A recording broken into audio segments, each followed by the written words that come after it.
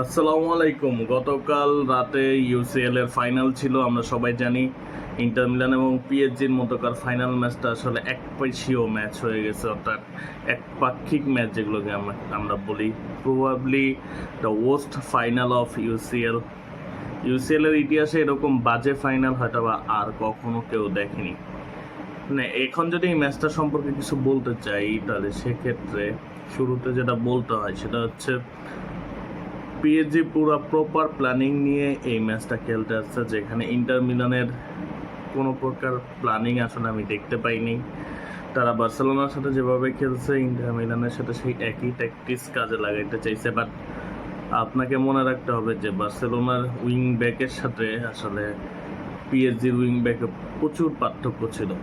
পিএসজির দুইটা উইং ব্যাকই মারাত্মক পেস তাদের, মেন্ডেস এবং হাকিমি কখনো কখনো দেখতেছি যে মানে স্ট্রাইকিং রোলে খেলতেছে, আবার কখনো দেখতেছি যে সে ফুল ব্যাক পজিশনে, মানে সে তার পেস এতটা বেশি যে সে এই দুইটাকে খুব ভালোভাবে কভার আপ করতে পারছে।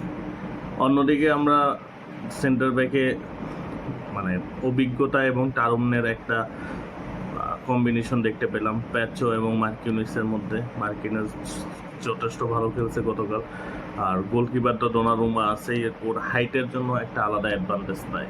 7 ফিট একটা প্লেয়ার যে কিনা গোলকিপার, তার একটা আলাদা অ্যাডভান্টেজ থাকেই। তার উপরে সে ভালো খেলছে গতকাল। Probably the best midfielder trio in this season, এটা আপনাকে স্বীকার করতেই হবে। আপনি যদি স্বীকার করতে না চান তাতেও কোনো সমস্যা নেই, কারণ ভিটিনিয়া, ফ্যাবিয়ান আর হচ্ছে জোয়ান নাভাস যে খেলছে, এছাড়া যদি আমরা বার্কোলাকে চিন্তা করি, সবাই আসলে তাদের পজিশনে খুব ভালো ফুটবল খেলেই আসলে এতদূর আসছে। এছাড়া কাভারাস্কালিয়া কিংবা ডেম্বেলে আর দুয়ের কথা আর কি বলবো, দুয়ে তো অসাধারণ একটা ম্যাচ খেললো। সে যে নেক্সট সেন্সেশন হতে যাচ্ছে তার একটা বার্তা দিয়ে রাখলো এই ম্যাচে অবশ্যই।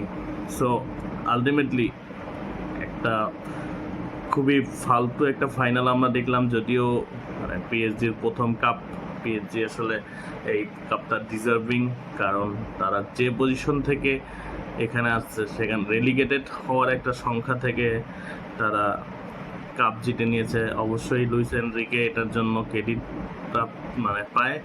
সো আলটিমেটলি এই ম্যাচটা পিএসজিরই যেটা উচিত ছিল, এবং পিএসজি এই ম্যাচটা জিতছে।